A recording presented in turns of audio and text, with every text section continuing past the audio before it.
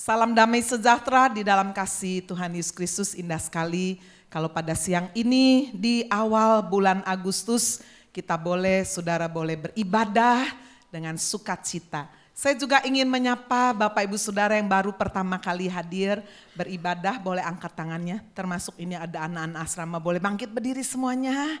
Wah, kita kasih tepuk tangan saudara. Mereka ada 10 orang yang baru datang saudara, ada yang dari Rote, ada yang dari Manado, ada yang dari Sangir, ada yang dari Tarakan, ada yang dari Salatiga, mana lagi yang belum disebut? Hah?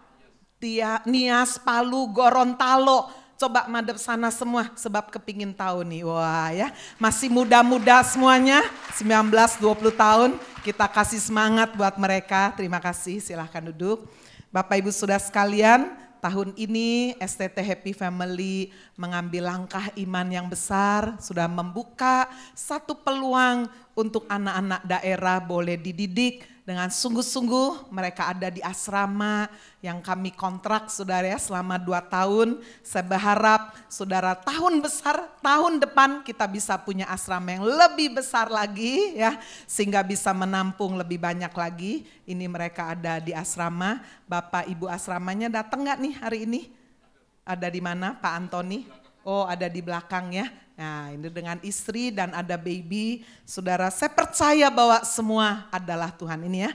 Pak Antoni hari tanggal 2 Agustus mereka sudah ada di Embong Sawo untuk interview. Dan mereka kemudian mengikuti retreat saudara dari tanggal 3 sampai dengan tanggal 5 Agustus. Bisa keluarkan aja sekalian ya, mereka sudah datang lebih dulu tanggal 3 Agustus, masih belum ya. Nanti minta dari Ludi, udah ada. Jadi saudara mereka boleh mengikuti nanti program S1 Sarjana Teologia dan Sarjana Pendidikan Kristen selama 4 tahun. Mereka akan, mereka akan dididik. Saudara mereka kemarin mengikuti retreat, ada outbound, mereka datang lebih dulu sebelum mahasiswa yang lama didoakan, dilayani, dilepaskan, dipulihkan, supaya mereka dipersiapkan untuk diisi bejana hidup mereka saudara dengan perkara-perkara yang rohani, yang indah. Ya ini anak-anak asrama dan kemudian sudah bersama-sama dengan semua mahasiswa, siswa-siswi yang masih sedang kuliah. Kami dipinjami tempat oleh jemaat, villa yang indah ya, semuanya betul-betul disiapkan oleh Tuhan dengan luar biasa. Dan kita bisa lihat saudara ini mereka sedang ibadah. Pak Hani menyampaikan firman, saya juga menyampaikan malam sudah untuk membawa mereka memiliki satu dedikasi menyerahkan cita-cita mereka kepada Tuhan. Nah ini foto bersama saudara ya, sebelum mereka besoknya kembali. Puji Tuhan. Nah hari ini saudara sesuai tidak secara kebetulan, Pak Hani memberikan subtema a heart of ministry. Hati saudara untuk melayani ya. Hati saya udah bergelora saudara ya. Melayani Tuhan adalah satu hal yang terindah di dalam hidup ini. Amin saudara. Sebab kita melayani Tuhan di atas segala Tuhan, Raja di atas segala Raja. Yang sudah memberikan segala-galanya bagi kita. Kita ingin membalas kasih Tuhan yang tidak pernah habis-habisnya. Nah hari ini saya ingin mengambil judul khotbah, panggilan untuk melayani. Saya juga menyapa setiap pemirsa live streaming dimanapun Anda berada. Mungkin ada yang di luar Surabaya, ada yang di luar negeri. Biar berkat firman Tuhan bisa menjangkau kemana-mana. Nah Bapak Ibu Saudara, saya sangat percaya satu hal, bahwa setiap orang yang sudah percaya Yesus, menerima Yesus di dalam hati, memiliki satu jaminan hidup selamat, menerima hidup yang kekal. Saudara pasti dipanggil untuk melayani, pasti.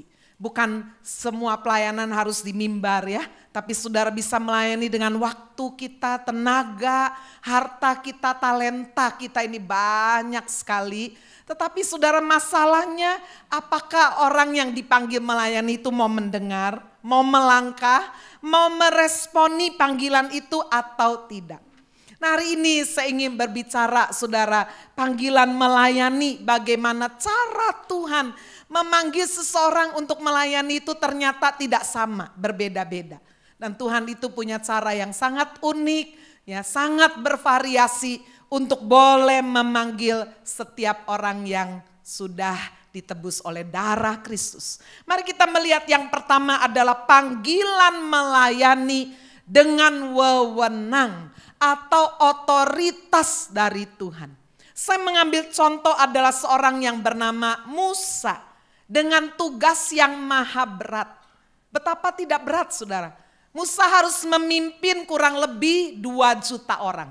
600.000 laki-laki saja, belum terhitung istri, anak-anak, dan bangsa-bangsa lain yang ikut keluar dari Mesir, tanah perbudakan, di mana selama 4 generasi bangsa Israel ini ada di Mesir dijadikan budak, bekerja tidak dikasih upah, saudara, itu bekerja rodi.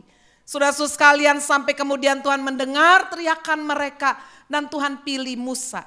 Sudah dengan tugas maha berat membawa bangsa ini keluar dari Mesir, kurang lebih ada 2 juta orang. Bayangkan, melewati padang gurun. Saudara, mereka tidak punya asrama, tidak punya sepeda, mereka tidak punya beras, tidak punya bahan makanan. Sebab mereka harus melewati padang gurun 40 tahun. Satu waktu yang sangat lama sekali. Saudara, mereka tidak bisa jahit baju, tidak bisa beli sepatu. Air sangat tergantung, sudah kalau di padang gurun menemukan air luar biasa sekali. Saudara-saudara kalian, betapa ini tugas yang maha berat. Itu sebabnya sudah karena tugas yang maha berat, Tuhan juga menyiapkan satu persiapan panggilan yang sangat-sangat khusus sekali. Kita melihat persiapan itu sudah diawali dari kelahiran Musa yang sudah berbeda dengan yang lainnya. Saudara, pada masa itu karena jumlah bangsa Israel itu sudah semakin banyak, semakin memenuhi Mesir. Raja Mesir yang sudah tidak kenal lagi saudara-saudaranya Yusuf karena udah 4 generasi ya. Akhirnya membuat satu peraturan, setiap orang Israel, perempuan Israel melahirkan anak laki-laki harus dibuang bayinya. Nah, karena takut saudara semakin banyak populasi dari orang-orang Israel yang menggeser orang Mesir. Tetapi saudara, kita membaca bagaimana ketika dikatakan ibu Musa melahirkan Musa. Kita membaca dalam Keluaran 2 ayat 2. Lalu mengandunglah ia, ibu Musa, dan melahirkan seorang anak laki-laki.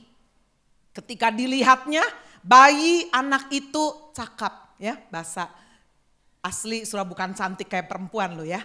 Cakap anaknya, disembunyikannya 3 bulan lamanya.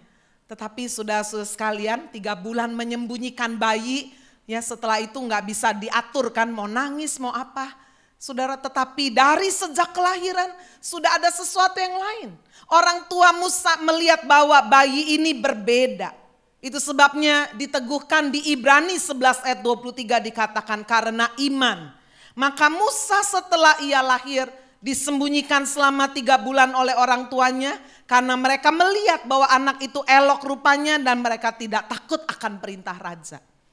Saudara-saudara sekalian, dan luar biasa sekali. Setelah kemudian Musa dilahirkan 3 bulan udah disembunyikan, mereka kemudian, saya yakin inilah tuntunan penyertaan Tuhan. Bayi Musa 3 bulan dimasukkan ke dalam peti sudah dengan pandan, dikasih ter supaya bisa tahan air, dan mereka mengapungkan bayi Musa di tepi sungai Nil.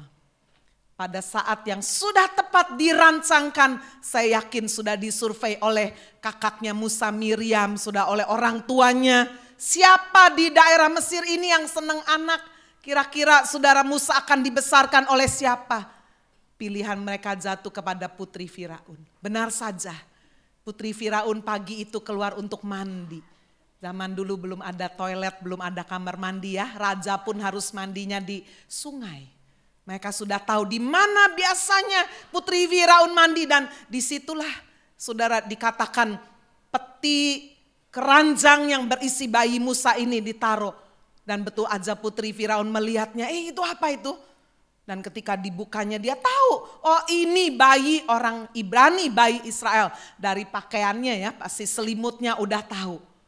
Saudara sekalian, apakah putri Firaun, anak Firaun melakukan peraturan bapaknya yang harus membuang bayi laki-laki? Tidak. Hati keibuannya walaupun dia belum menikah, dia rasa sayang sekali. Aduh, ini anak cakep sekali, bagus sekali. Dia lagi bingung, lagi gendong ini ya. Tapi saya belum kawin ini, gimana saya bisa menyusui? Belum ada susu denkau, belum ada susu kaleng S26, gak tahu sekarang susu kaleng apa lagi. Gimana ini, siapa yang bisa menyusui? Pada saat yang tepat itulah keluar kakaknya Musa, Miriam. Berkata dengan lugu, Tuanku putri apa perlu inang penyusu? Ini loh ada ibu yang baru melahirkan anak, dia bisa menyusu. Oh ya, waduh tepat sekali. Mana ibu itu? Wah dipanggil, siapa ibunya? Ibu itu, ibu Musa sendiri. Disusuinya, dibawanya lagi pulang, dikasih duit lagi. Wah saudara, luar biasa. Apakah ini kebetulan? Saya kira tidak. Inilah sudah persiapan yang dilakukan oleh Allah, diresponi oleh manusia. Jadilah saudara satu karya yang luar biasa. Musa dibawa pulang lagi, udah gak usah sembunyi-sembunyi lagi kan. Dibayar lagi saudara. Disusui sampai besar. Dan dikatakan kalau saudara melihat bagaimana ketika besar Musa dikembalikan. Sudah kita membaca di Keluaran 2 ayat 10. Ketika anak itu telah besar, dibawanya kembali kepada putri Firaun yang mengangkatnya menjadi anaknya dan menamainya Musa sebab katanya aku telah menariknya dari air. Bapak Ibu, indah sekali. Kurang lebih usia Musa waktu itu 6 tahunan. Ya, bukankah ini sesuai dengan ilmu dunia pendidikan? Ribuan tahun setelah itu baru para pendidik berkata, psikolog berkata, ada masa emas mendidik anak. Itu disebut the golden age. Itulah 6 tahun ke bawah. Sudah harus mendidik anak benar-benar ya. Udah dapat anak ada yang susah-susah, bayi tabung ya. Keluar duit banyak, udah dapat anak, anaknya dititipin sudah. Ya bolehlah punya pembantu, punya suster kalau punya duit. Tapi jangan lepas tanggung jawab. Sudah harus mendoakan, sudah harus memeluk, memiliki waktu dengan anak. Saudara, membentuk mereka dari sejak kecil.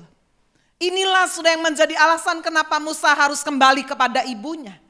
Sebab sudah dasar-dasar kerohanian paling mudah ditanamkan ketika anak masih sangat kecil. Usia emas. Firman Tuhan berkata setelah Musa besar dikembalikan saudara kepada putri Firaun, mengangkat menjadi anaknya, pasti dididik. Musa perlu sekolah, sekolahnya enggak tanggung-tanggung, Harvard University. Wow, saya sebut ini kenapa? Sebab Mesir pada waktu itu adalah pusat pendidikan budaya dunia nomor 1 di dunia. Ya, Musa ada di situ loh, karena dia harus jadi pemimpin, besok-besok dia harus berhadapan dengan Raja Mesir. Itu sebabnya kalau dia bodoh, kalau dia tidak dibekali saudara pendidikan yang tinggi, enggak dianggap. Siapa bilang pendidikan tidak penting? Sangat amat penting. Ada orang bilang kita ini loh hamba Tuhan gak usah sekolah bisa bondo iman aja, doa puasa, oh ya. Tapi siapa yang mau saudara datangi? Kenapa Tuhan harus membangkitkan orang seperti Paulus? Karena Tuhan punya rencana. Paulus yang punya latar belakang pinternya luar biasa, dia harus masuk sudah ke istana, berhadapan dengan raja-raja, berhadapan dengan orang-orang yang intelek. Musa dipersiapkan menerima ilmu pengetahuan dan kepandaian dunia dari Mesir. Sampai umur 40 dia ada di sana. Tapi apakah cukup pendidikan dunia saja untuk seseorang bisa dipakai Tuhan maksimal? Tidak. Orang itu harus dipersiapkan jiwanya. Tadi naikkan pujian sudah hati hamba. Saudara, pendidikan dunia seringkali bisa membuat orang sombong. Wah, aku lulusan luar negeri, aku doktor. Waduh, tapi enggak punya jiwa hamba. Tidak bisa dipakai secara maksimal. Itu sebabnya Musa sudah pada usia periode yang kedua, memasuki usia setelah 40 tahun, mengalami proses pembentukan yang sukar dan lama. Wow. Saudara, karena hatinya punya nasionalisme Israel luar biasa. Satu kali sudah waktu dia udah dewasa, Dia melihat ada 2 orang bertengkar, 1 orang Ibrani Israel, 1 orang Mesir. Wah, dia pikir apa? Aku kan orang Israel, ini darah kebangsaanku ini ya, meluap. Udah langsung bunuh sudah orang Mesir itu, disembunyikan. Nggak taunya peristiwa ini diketahui. Besok harinya dia lihat kali ini yang bertengkar bukan orang Mesir dan Israel, dua-duanya orang Israel. Jadi dia bilang, kalian nih bersaudara ngapain bertengkar? Bukannya menaruh hormat kepada Musa. 2 orang bertengkar ini berkata, kamu mau bunuh kita lagi ya kayak kemarin. Wah, Musa takut sekali. Sudah suskan, jangan-jangan ini sudah tersebar sampai ke Firaun. Benar saja. Firaun sudah tahu bahwa Musa ini udah bunuh orang. Jadi saudara, dia melarikan diri ke padang gurun. Inilah proses hidup Musa yang kedua. Saudara, di sana dia berjumpa dengan imam dari Mesir bernama, saudara kalau lihat di dalam Keluaran 2, Yitro. Dan Musa dikawinkan dengan anaknya Yitro. Inilah proses pembentukan Musa. 40 tahun di padang gurun. Kalau orang Jawa bilang hidupnya jeglek sudah. Dari hidup istana, VVIP, very very important person, punya banyak dayang, sarananya lengkap, makan, minum, pendidikan, sekolah militer, sekolah administrasi, apa aja sudah dia dapat. Sekarang padang gurun. Temennya gembala, kambing, domba, padang gurun, panas, matahari, itulah teman dia. Saudara, dari seorang yang sangat sombong Musa menjadi seorang yang sangat minder. Saudara pernah ketemu pengusaha yang kaya, berhasil, sukses. Tapi waktu habis bangkrut usahanya, dia jadi orang yang minder. Pernah lihat? Saya pernah sudah ketemu, saya bilang, kok kenapa jadi gini? Percuma. Aku mau mati aja. Loh, dulu gagah berani saudara. Percaya dirinya luar biasa. Tapi begitu hancur usahanya, hancur juga harga dirinya. Musa kira-kira kayak begini. Dari seorang yang sangat percaya diri, kalau nggak percaya diri berani bunuh, nggak mungkin kan? Menjadi orang yang minder. Saudara, itulah periode 40 sampai 80 tahun Musa ada di padang gurun. Sudah Tuhan sudah melihat ini waktu yang tepat memanggil Musa melalui perjumpaan yang tidak biasa-biasa. Perjumpaannya supranatural. Coba kita lihat Keluaran 3 ayat 2. Lalu malaikat Tuhan menampakkan diri kepadanya dalam nyala api yang keluar dari semak duri. Saudara, gembala di padang gurun tempat kering udah biasa melihat semak duri itu kebakar karena saking keringnya, udah biasa. Tetapi kali ini Musa melihat sesuatu yang lain. Semak durinya kebakar, tapi waktu dekat, kok nggak dimakan api? Aneh sekali. Biasanya semak duri kebakarnya kebakar api, kok ini tidak? Jadi dia menyimpang ke sana melihat penglihatan yang hebat itu. Mengapa tidak terbakar semak duri? Ketika dilihat bahwa Musa menyimpang untuk memeriksanya, dia dengar suara, tambah kaget lagi. Musa. Dan ia menjawab, ya Allah. Saudara, Tuhan kalau mau siapkan satu tugas yang maha berat. Lihat saudara, yang dikirim langsung dirinya, enggak pakai ajudannya. Ya, seringkali saudara kalau pergi doanya kayak begini, Tuhan utuslah malaikat Tuhan 1 legion, wah mungkin gitu ya, waduh 1 batalion. Surga bingung, ngapain kamu cuma mau pergi ke Trawas harus didampingi pasukan malaikat. Kamu pentingnya ngapa, wong di sana ya cuma rekreasi. Itu namanya doa lebay saudara. Saudara, kalau Presiden Jokowi hari ini datang, waduh, di sana saudara pasukan dari Jakarta itu siap. Kenapa? Karena orang penting. Tapi kalau saya besok ke Jakarta ditemani Bapak aja. Ya, enggak terlalu penting saudara buat bangsa dan negara. Tapi kalau Tuhan melihat dari surga saya ini penting, wah pasukannya repot. Itu Agnes Maria hamba Tuhan mau pergi, ayo semua kawal. Jangan sampai ada apa-apa. Amin. Saudara lihatin. Kenapa sampai Tuhan mendatangi Musa sendiri dengan cara yang tidak biasa, supranatural? Karena Musa dipersiapkan tugas yang maha berat. Saudara lihat ketika Musa dipanggil, aku mau engkau menjadi pemimpin balik ke Mesir, bawa orang Israel. Apakah Musa berkata, oh iya Tuhan saya segera menerima tugas itu. Apakah begitu? Tidak. Musa menolak. Itu bukti bahwa saudara harga dirinya udah hancur. Udah gak pede sama sekali, udah jadi orang yang minder. Tuhan jangan. Tetapi sudah inilah cara panggilan Tuhan yang pertama. Mau tidak mau Musa harus berkata yes. Harus berkata ya terhadap panggilan Tuhan. Walaupun Musa menolak dengan berbagai macam alasan. Sampai 5 kali saya sampai hitung bolak-balik saudara saya baca.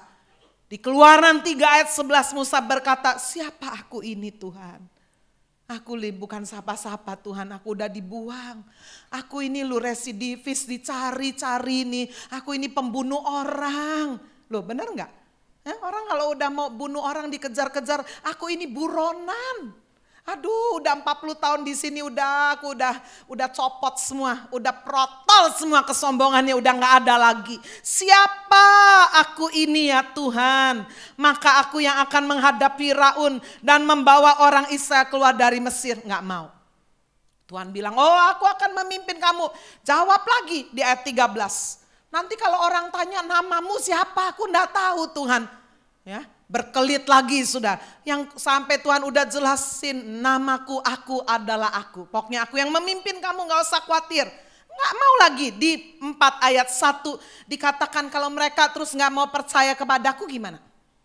Gimana Tuhan? Itu Firaun loh. Terus bangsa Israel itu degil loh. Ya, kalau mereka kemudian gak bisa percaya kepadaku, Tuhan belum menampakkan diri kepadaku. Terus bagaimana Tuhan? Tuhan kasih penjelasan lagi, nolak lagi. Keluaran 4 ayat 10. Tuhan jangan akulah. Aku lu ndak pandai bicara, gagap Tuhan kalau ngomong udah gemeteran semua. Padahal dulu Musa sangat amat pemberani. Terus berkelit, beralasan. Ya. Sampai akhirnya saudara yang kelima kali. Keluaran 4 ayat 13 Tuhan berkata, Tuhan udah alasan apapun, udah kasih tahu nama, udah kasih satu janji. Jaminan Tuhan akan menyertai memimpin. Tapi aku tidak mau Tuhan. Tuhan. Utuslah kiranya siapa saja yang patut kau utus. Asal jangan saya. Saudara pernah dengar ada orang yang sekeras kayak gini? Dablek saudara. Aku tidak mau apa? Gitu ya kira-kira ya. Sampai Tuhan ngamuk, marah, murka, nanti sudah baca itu. Udah pokoknya kamu harus mau. Nanti aku utus itu Harun kakakmu jadi juru bicara. Bapak ibu saudara. Sampai dikatakan di Keluaran 4 ayat 18. Lalu Musa kembali kepada mertuanya Yitro serta berkata kepadanya. Izinkanlah kiranya aku kembali kepada saudara-saudaraku yang ada di Mesir. Untuk melihat apakah mereka masih hidup. Yitro berkata pergilah dengan selamat. Inilah cara panggilan yang pertama. Panggilan Tuhan dengan wewenang, otoritas Tuhan sudah pilih. Enggak bisa enggak, orangnya enggak mau, harus mau. Ini sudah jarang sekali. Itu sebabnya kita melihat panggilan yang kedua. Saudara-saudara sekalian, yaitu panggilan melayani dengan kerelaan. Enggak pakai paksa kayak Musa. Tapi orang kayak Musa dipaksa kalau udah mau setia sampai selesai loh. Ada orang kegampangan aku mau baru tengah jalan udah balik kucing sudah ya. Ada orang yang susah awalnya tapi akhirnya mau setia sampai akhir. Firman Tuhan berkata tidak ada orang yang lebih lembut hatinya seperti Musa. Bangsa itu keras, Tuhan mau bunuh semua. Musa bilang apa? Tuhan, kalau Tuhan hukum semua, hapuskanlah kiranya namaku dari buku kehidupan. Waduh, hatinya penuh dengan kasih. Sekali orang ini dikasih tanggung jawab awalnya gak mau. Begitu mau, dia akan lakukan sampai titik darah penghabisan. Sekarang kita lihat tipe yang kedua. Panggilan melayani dengan kerelaan. Saya ambil contoh adalah seorang nabi yang bernama Yesaya.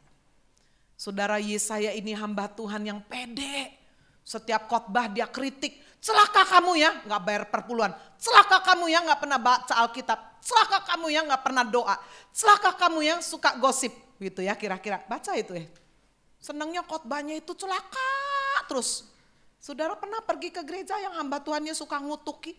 Saudara kalau berani keluar dari gereja ini, terkutuklah kamu. Waduh, wah ya, kamu berani keluar dari sini, kamu mati.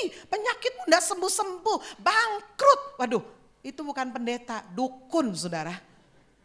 Ngeri banget itu. Tapi saudara, Yesaya itu punya jenis khotbah gitu, nabi, celaka. Ya. Tapi sudah lihat bagaimana cara Tuhan mengubah hidupnya, luar biasa. Yesaya saudara, sungguh-sungguh memperbarui pelayanannya dengan sukarela.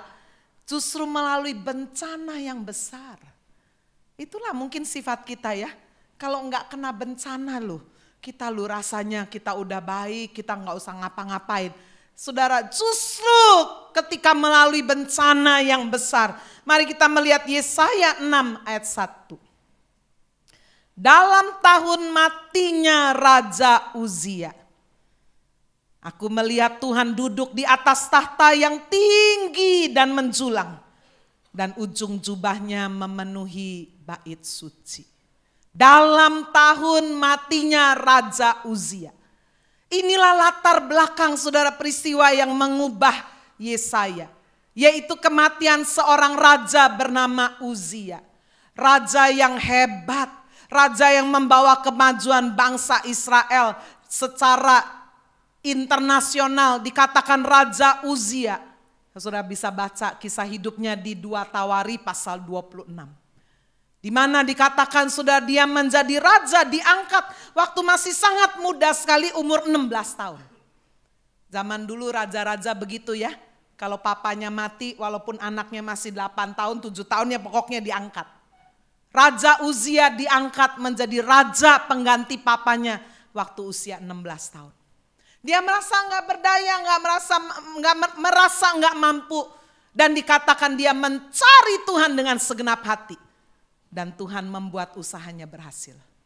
Amin. Saudara, anak-anak muda jangan takut. Hari ini ada mulai sudah gereja Happy Family merekrut orang-orang yang mau melayani. Jangan pernah ada yang berkata, saya masih muda bu, saya masih remaja bu. Saya lu melayani dari remaja sudah. Usia 14 tahun. Tuhan menggerakkan hati saya melayani. Walaupun pada saat itu saya masih sangat lemah, sering sakit, ngomong juga enggak lancar kayak sekarang sudah ya. Saya dulu gagap, tapi saya punya hati melayani. Saya memulai pelayanan jadi pendamping sekolah minggu. Ya, ikut masuk kelas, liatin jagain anak-anak, bantuin sudah kalau mereka tempel-tempel craft. Lama-lama dipercaya, coba kamu nyanyi, oh lumayan juga enggak fales. Ya udah kamu mimpin nyanyi, iya. Kamu bisa doa, ya doa singkat, ya udah doa. Lama-lama saudara disuruh cerita, ya itu. Enggak mungkin saya tiba-tiba suruh khotbah, enggak bisa. Saya mulai dari umur 14 tahun, masih sangat muda. Saudara mengandalkan Tuhan. Dan Raja Uzia dikatakan dalam usia yang masih muda ini mengandalkan Tuhan. Dan Tuhan buat berhasil. Sampai dikatakan namanya masyhur sampai ke Mesir. Sekali lagi, zaman dulu Mesir itu pusat budaya dunia. Kalau orang sampai bisa terkenal di Mesir itu berarti dia udah terkenal secara dunia, internasional. Sudah sementara dia membawa kemajuan di dalam negeri, pertaniannya berhasil. Di padang gurun bisa bikin menara, saluran air, hebat. Secara ini militer sangat amat kuat. Sehingga nggak ada raja-raja di sekelilingnya yang berani saudara menantang Uzia, nggak ada. Tetapi sayang sekali, Uzia kena penyakit keturunan. Apa saudara penyakit keturunan? Sombong sekali. Ini penyakit keturunan, penyakit genetik. Yaitu orang yang tadinya bukan apa-apa jadi berhasil. Orang Surabaya punya istilah, bu itu OKB. Saya dulu gak ngerti, apa OKB? Orang kaya baru bu, waduh lihat lagatnya bu. Jalan itu kayak punya bisul itu di tangannya. Ya? Wah rasanya sedunia ini gak ada yang kaya dia. Saudara-saudara sekalian, Raja Uzia terkena penyakit ini. Dia menjadi sangat amat sombong waktu dia udah sukses. Merasa dia bisa membawa kemajuan seluruh bangsa ini karena gara-gara saya. Nama saya termasyur, populer, lagi naik daun luar biasa. Nggak ada raja sehebat dia. Orang kalau sudah terkena penyakit ini, sudah bisa kelihatan saudara. Ciri-cirinya itu. Dia nggak bisa dengar siapapun menasehati dia. Dia sudah tidak lagi memiliki saudara satu hati yang mau mendengar. Dia membakar korban ukupan yang seharusnya dilakukan oleh imam. Ya, imamnya negur, jangan raja, itu tugas kami, nggak boleh lu. Kamu apa ya? Aku raja lu, biarin Tuhan nggak boleh, tapi aku pokoknya mau. Sampai kalau saudara baca dalam 2 Tawari 26, Raja Uzia terkena hukuman, kena penyakit kusta sampai mati. Saudara kalau mau belajar keberhasilan seseorang, jangan hanya belajar dari awal hidup orang itu. Jangan hanya belajar pertengahan hidup orang itu. Belajarlah akhir hidup orang itu. Amin. Itu sebabnya kenapa pengkhotbah Salomo berkata, pergi ke rumah duka itu lebih penting daripada pergi ke rumah pesta. Tapi kita lebih senang ke pesta ya. Bisa dandan, taci-taci. Aduh saudara, saya jujur kalau disuruh itu paling males ke pesta. Ya. Bukan biasanya malam bikin gendut lagi ya. Mesti dandan lagi, kan gak bisa kumus-kumus. Ya, mesti di blow lagi, mesti aduh padahal cuma duduk loh, sejam pulang.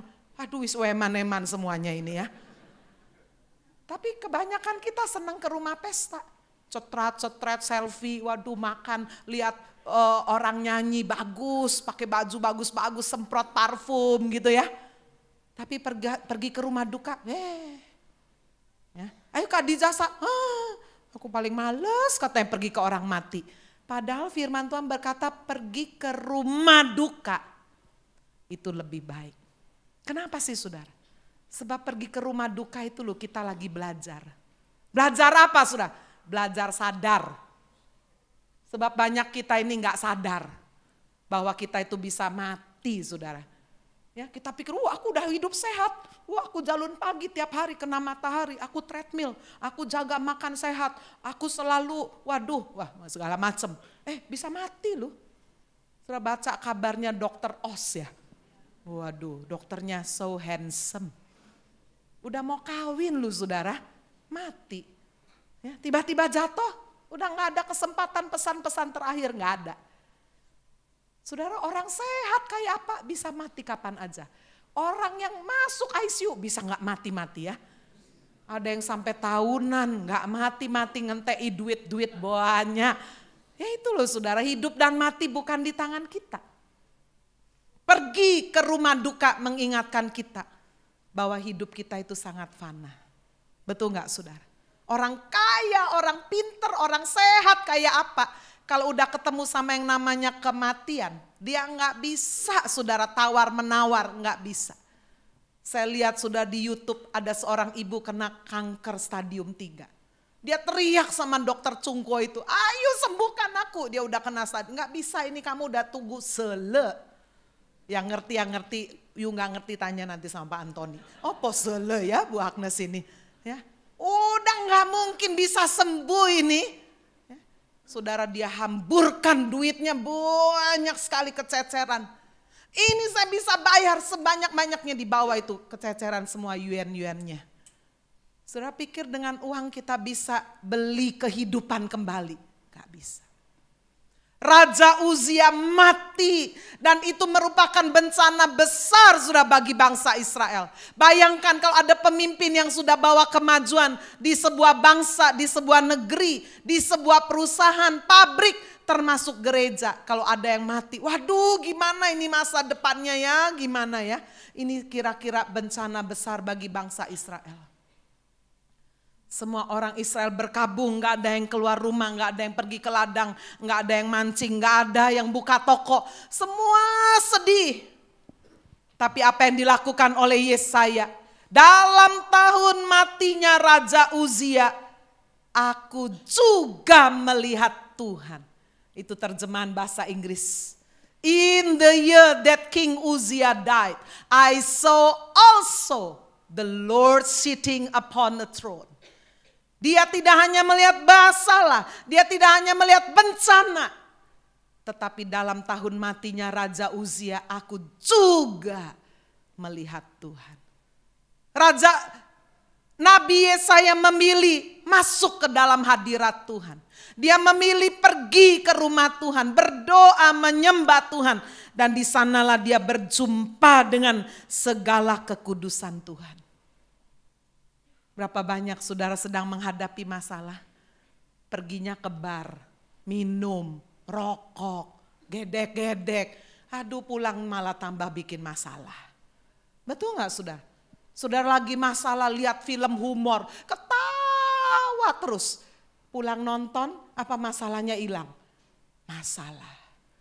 Bapak Ibu, Yesaya di tengah bencana yang besar, dia berada di rumah Tuhan. Dan dikatakan saudara, dia juga melihat Tuhan dengan segala kemahakudusannya. Dan disitulah saudara, dia melihat dirinya sendiri tidak layak. Itu sebabnya di Yesaya 6 ayat 5 dikatakan, lalu kataku, celakalah aku binasa. Sebab aku ini seorang yang najis bibir. Dan aku tinggal di tengah-tengah bangsa yang najis bibir. Padahal sebelumnya celaka kamu, celaka kamu, celaka kamu. Ya. Orang kalau suka mengkritik, menghakimi, itu tandanya dia belum bertemu dengan kemahakudusan Tuhan. Betul saudara? Ya. Termasuk hamba Tuhan, termasuk suami. Kalau salahin istri terus. Saya kadang-kadang saudara terima konseling istri-istri itu kasihan sekali. Bu, saya dipukul sama suami, KDRT, aku dibilang bangsat, waduh setan semuanya bu keluar. Tapi dia bilang begini, saya begini mukul kamu maki-maki, itu karena salahmu. Kalau kamu gak salah aku gak pukul. Sing gendeng nih yang mana? Aku lu bu sampai kayak dicuci otak. Iya aku yang salah, ampuni ya suamiku. Udah babak belur masih minta maaf loh. Aduh keterlaluannya. Tapi saya pukul gara-gara kamu salah. Kalau kamu gak salah aku yang gak pukul kamu. Tapi pukulnya penganiayaan sudah. Ya. Dimaki-maki habis-habisan. Itu karena kamu memang kayak setan. Itu memang kamu bangsat. Waduh. Sampai istrinya berkata, iya bu aku yang salah. Wah ini udah sakit juga ini. Ya. Saudara, orang kalau hanya bisa menyalahkan kiri kanan. Kamu salah, pemerintah salah. Ya. Itu di YouTube itu macam-macam ya.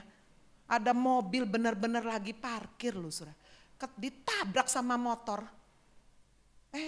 Yang punya mobilnya bingung. Yang punya motor, kamu salah parkir. Yang gendeng nih yang mana ya? Kamu loh yang nabrak. Akhirnya yang punya mobil sudah keluar duit. Nih kurang. Datang teman-temannya kurang.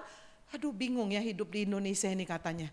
Aku lu belum nyetir lu, mobilku diparkir di tempat yang benar, ditabrak orang, mobilku penyok, dia enggak apa-apa, aku keluar duit. Ya inilah. Orang yang merasa diri gak pernah salah. Saudara, orang itu belum masuk bertemu dengan kemahakudusan Tuhan. Ketika Yesaya masuk ke dalam kemahakudusan Tuhan, dia berkata apa saudara? Kalau saudara lihat bagaimana dia berjumpa dengan para serafim, para malaikat yang berseru, kudus, kudus, kuduslah Tuhan semesta alam. Seluruh bumi penuh kemuliaannya. Kemahakudusan Tuhan membuat Yesaya melihat dirinya begitu kotor. Dan dia berkata, celakalah aku ini binasa sebab aku ini seorang yang najis bibir. Dan aku tinggal di tengah-tengah bangsa yang najis bibir. Namun mataku telah melihat sang raja, yakni Tuhan semesta alam. Saudara, hari ini saya pakai jas putih. Menurut saudara putih tidak? Ya putih karena saya kombinasinya hitam. Coba kalau kombinasi di dalamnya putih, jadi tidak putih, ini namanya broken white. Betul gak sudah ya? Putihnya udah putih mangkak gitu loh, tapi baru loh sudah ya. Satu kali saudara seorang pendeta membesuk ibu tua kerjaannya tukang cuci. Kasih cuci baju putih-putih. Pendeta itu berkata, aduh ibu sudah tua tapi ibu cuci bersih sekali. Ya, lalu sudah Pak Pendeta masuk minum teh, doa, dia mau segera pulang karena salju udah turun. Ini cerita di dunia barat. Udah saya cepat pulang ya, ini salju udah turun. Oh iya Pak, waktu keluar sudah dari rumah ibu itu dia bingung, Bu, apakah ini tadi baju yang sama yang ibu cuci yang putih tadi? Iya betul, kok jadi kotor kayak begini? Lalu ibu itu tersenyum, Pak Pendeta, ini baju yang sama yang saya cuci. Tapi tadi waktu Pak Pendeta masuk belum turun salju. Latar belakangnya adalah tanah berwarna hitam. Jadi baju putih itu kelihatan putih. Sekarang tanah ini semua udah tutup salju yang sangat amat putih. Sehingga baju yang saya cuci kelihatannya tidak lagi putih. Pendeta itu dapat ilustrasi khotbah. Siapakah yang bisa mengalahkan kemahakudusan Tuhan? Saudara dan saya kalau sering merasa saya ini benar, kamu yang salah. Kita kurang masuk hadirat Tuhan. Ketika Yesaya betul-betul berjumpa dengan kemahakudusan Tuhan. Dia berkata di pasal yang lain, aku ini seperti secari kain kotor di hadapan kemahakudusan Tuhan. Aku ini celaka, aku najis bibir. Dia merasa tidak layak di dalam kemahakudusan Tuhan. Dan sudah karena dia merasa tidak layak Tuhan, sucikan, kuduskan. Mulutnya disentuh dengan bara api, disucikan, dikuduskan. Hasilnya luar biasa. Kehidupan yang sudah disentuh dan dijamah Tuhan. Itu akan menghasilkan kerinduan untuk melayani. Enggak perlu didongkrak-dongkrak, enggak perlu dipaksa-paksa. Saudara kita lihat di dalam Yesaya pasal yang ke-6 ayat 8. Setelah Yesaya disucikan, mulutnya dikuduskan, hatinya diperbaharui. Lalu aku mendengar suara Tuhan dan berkata, siapakah yang akan kuutus? Siapakah yang mau pergi untuk aku? Maka sahutku, ini aku Tuhan, utuslah aku. Aduh luar biasa. Inilah saudara satu panggilan pelayan dengan respon kerelaan, gak tunjuk-tunjuk. Ini aku Tuhan, utuslah aku. Saudara siapa yang tidak pernah mendengar nama Mother Teresa? Ada? Oh, semua pernah ya. Orang ini luar biasa. Satu kali saudara ada orang yang suka kritik. Dia bertanya sama Ibu Teresa begini. Ibu telah melayani kaum miskin di Kalkuta, India. Tetapi tahukah ibu bahwa masih banyak sekali orang miskin yang terabaikan? Apakah ibu tidak pernah merasa gagal? Lalu jawab Ibu Teresa berkata, anakku, aku tidak dipanggil untuk menjadi orang yang berhasil. Wow, jawabannya ini jawaban ya, yang mengejutkan. Tapi aku dipanggil untuk setia. Setiap pelayan Tuhan dimanapun dan dalam peran apapun tidak dipanggil untuk berhasil. Sebab jika panggilannya adalah keberhasilan, ia akan sangat riskan jatuh pada kesombongan, merasa apa? Aku udah paling sukses, terhebat dan sebagainya. Atau menghalalkan segala macam cara demi berhasil. Pelayan Tuhan dipanggil untuk setia. Melakukan tugas pelayanannya dengan penuh komitmen dan tanggung jawab. Semampunya, sekuat tenaga, bukan semau-maunya. Saya sering melihat modus kalau mau melayani, nanti mesti begini-begini, iya, tanda tangan, iya, MOU, iya. Udah jalan setahun, 2 tahun, mulai kumat, penyakit keturunan yang lain. Namanya apa? Males. Tadi penyakit yang pertama itu somses. Penyakit males. Oh gini-gini aja, nggak datang juga enggak apa-apa, enggak doa juga apa-apa, nah ya gitu. Mulai telat, mulai semau-maunya. Itu sudah, nggak ada kesetiaan. Yang Tuhan cari adalah kesetiaan. Itulah yang diteladani oleh Tuhan Yesus. Saudara, menurut ukuran dunia Tuhan Yesus bisa dibilang pemimpin yang tidak berhasil semasa hidupnya. Betapa tidak. Akhir hidupnya dia harus memikul kayu salib, diludahi orang, dianggap penjahat, mati di atas kayu salib. Satu muridnya mengkhianati, menjual dia dari 12 murid. Satu muridnya lagi menyangkali dia, murid yang paling dekat, asistennya mengkhianati dia, tusuk dia dari belakang, kan Petrus. Murid-murid yang lain kemana? Sembunyi, meninggalkan dia kocar kacir. 3 tahun berkarya, ujung-ujungnya kok cuma begitu aja ya. Gagal ini. Tapi saudara, Yesus tetap setia. Sampai akhir di atas kayu salib dia berkata apa? Sudah selesai. Bapak ibu saudara, dia memberikan hidup nyawanya. Itulah tugas utamanya. Sudah dia selesaikan dengan setia. Dan hasilnya Tuhan mengangkat, meninggikan dia. Kesetiaannya membuahkan hasil.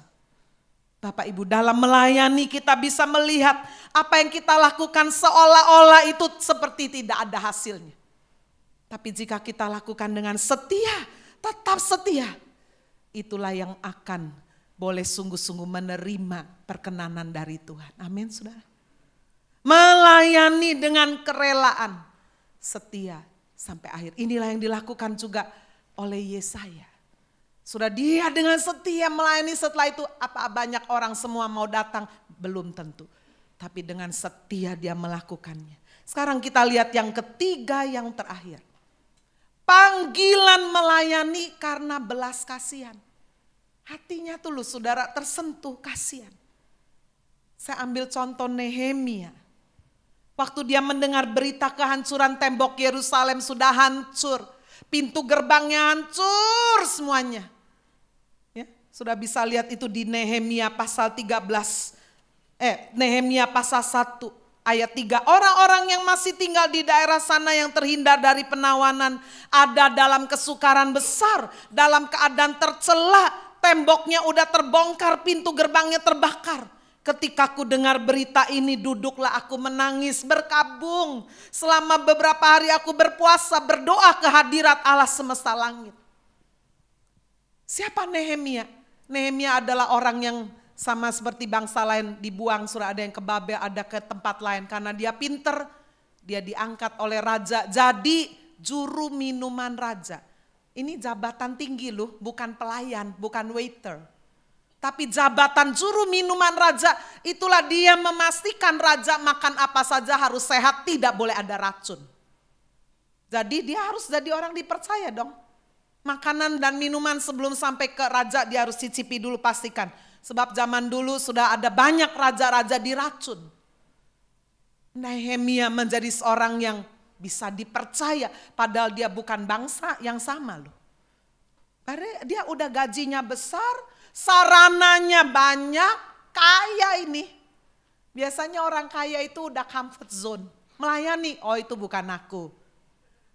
Tapi Nehemia waktu dengar berita ini dia hatinya tergerak oleh belas kasihan. Dia mau keluar dari comfort zone. Dia mau membangun negerinya. Itu sebabnya sudah karena kesedihannya sampai ke dalam berdoa, berpuasa, memikirkan kehancuran negerinya. Kelihatan di muka. Zaman dulu sudah kalau melayani raja nggak boleh kelihatan sedih. Saudara lihat pembantu kita kadang-kadang capek, cucu ya. Saudara punya karyawan coba. Lembur, udah ya. Zaman dulu hukum mati itu saudara. Sayang hari ini hukuman itu tidak dilaksanakan lagi ya. Begitu merengut hukum mati. Loh iya zaman dulu begitu. Jadi satu kali saudara Nehemia ini dikatakan kelihatan sangat sedih sekali. Nehemia 2 ayat 1 pada bulan Nisan tahun ke-20 pemerintahan Raja Artasasta. Ketika menjadi tugasku menyediakan anggur, aku mengangkat anggur menyampaikan kepada raja, aku kelihatan sedih. Yang memang belum pernah terjadi di hadapan raja, karena memang gak boleh. Tapi dia gak bisa menyembunyikan itu. Tapi untunglah Raja Artasasta tidak menghukum mati, dia ditanya, Nehemia kenapa kamu begitu sedih? Nehemia cerita, bagaimana kehancuran negerinya. Rajanya saudara ikut kasihan. Ya udah kamu boleh pulang. Wah luar biasa. Memakai kekuasaan Nehemia bukan untuk kepentingan diri sendiri, tapi kepentingan orang banyak. Kalau saudara baca Nehemia 2 ayat 7 sampai 9, dia berkata, kalau raja menganggap aku baik, kasih aku surat ke bupati mau seberang sungai Efrat, supaya aku bisa dapat kayu, dapat balok, supaya aku bisa dapat surat dari bupati, panglima perang untuk mempermudah jalanku sehingga aku bisa sampai ke Yerusalem dan bisa membangun negeriku. Wow. Saya yakin di tempat ini ada dari saudara banyak punya posisi. Ada yang dokter, insinyur, arsitek, accountant, ahli manajer, multimedia, IT, yang suaranya bagus, yang pinter masak, pinter nari, pinter ngomong. Ada yang pinter ngomong ya. Pasti saudara ada yang punya kedudukan, ada yang punya kekayaan yang luar biasa. Apakah itu kebetulan saudara punya semua itu? Siapa yang kasih? Apakah tiba-tiba kita dapat semuanya? Semua Tuhan kasih kan? Pasti dia memberi itu dengan satu maksud. Saya hari ini mengetuk hati saudara supaya tergerak oleh belas kasihan. Bapak Ibu Saudara, beberapa hari lalu saya membaca satu kisah. Itu menggerakkan hati saya. Kisah tentang seorang guru. Dia mengajar sudah di anak-anak kelas 5 SD. Anak-anak respon belajar. Tapi ada satu anak ini sudah suka tidur. Kalau ditanya diem aja. Mukanya cemberut terus. Gak pernah tanya. Ditanya gak pernah respon. Guru ini sebel banget. Ya, dia berusaha untuk bisa kasihan, seneng gak bisa. Anak ini benar-benar mukanya tidak simpati dan sebagainya. Sehingga guru ini membenci anak ini. Tapi satu kali dia lihat rapot anak ini, dia kaget sekali. Waktu anak ini kelas 1 SD ditulis di situ, anak ini ceria, disukai teman-temannya, pandai. Ini pasti salah ini laporannya. Ya, dia lihat kelas 2. Kelas 2 ibunya mulai sakit. Sehingga dia harus membantu di usianya yang masih kelas 2 SD ini. Waduh, dia mulai tidak ceria. Kelas 3 sudah ditulis di situ, ibunya sakit-sakitan berat sekali. Sehingga dia tidak mendapatkan lagi kasih sayang. Waduh. Lalu kemudian di usia yang semester terakhir ditulis di situ, anak kelas 3 ini ibunya meninggal dunia. Waduh. Dan dia tidak mendapat kasih sayang dari ibu. Dia buka lagi kelas 4 SD. Papanya sering pukuli dia. Karena papanya juga sedih kehilangan istri. Papanya suka mabok-mabok. Dan dia benar-benar seperti tidak punya siapa-siapa. Ibu ini tahu bahwa anak itu menjadi seperti sekarang ini. Yang tidak respon, yang benar-benar sudah sekalian tidak mau belajar, malas-malasan. Karena tidak ada yang memperhatikan dia. Saudara, ketika semua sudah pulang, ibu guru ini berkata, nak, kamu jangan pulang ya. Lalu ibu ini berkata, kamu gak bisa kerjain PR? Kerjain, nanti ibu bantu ya. Waduh, untuk pertama kali anak ini tersenyum. Terima kasih Bu Guru. Sejak saat itu saudara, ibu guru ini memperhatikan. Dan anak ini berkembang nilai-nilai jadi bagus. Waktu kelas 6 ibu guru ini tidak lagi mengajar anak ini. Tapi setelah lulus ujian kelas 6, ibu ini menerima surat dari anak ini. Berkata, ibu guru wali kelas 5, terima kasih. Engkau sangat berjasa, gara-gara ibulah saya sekarang bisa lulus kelas 6, terima kasih ya. Saudara, beberapa tahun sudah lewat. Dia terima surat lagi, ibu guru wali kelas 5 SD, terima kasih saya sudah lulus SMA. Budi jasa ibu guru yang memperhatikan saya tidak pernah saya lupa sampai saya bisa lulus SMA. Sekarang saya mau ambil kuliah kedokteran, dapat beasiswa. 7 tahun kemudian dia dapat surat lagi, ibu guru saya sudah lulus dokter. Beberapa bulan lagi saya akan menikah. Duduklah di kursi bunda, karena mamanya kan udah mati. Saya tidak pernah bisa melupakan ibu guru wali kelas 5 SD yang sudah memberi semangat, memperhatikan saya, dan begitu baik buat saya. Karena ibu guru wali kelas SD kelas 5 inilah saya bisa jadi dokter dan saya bisa berhasil. Saudara, cerita ini menyentuh hati saya.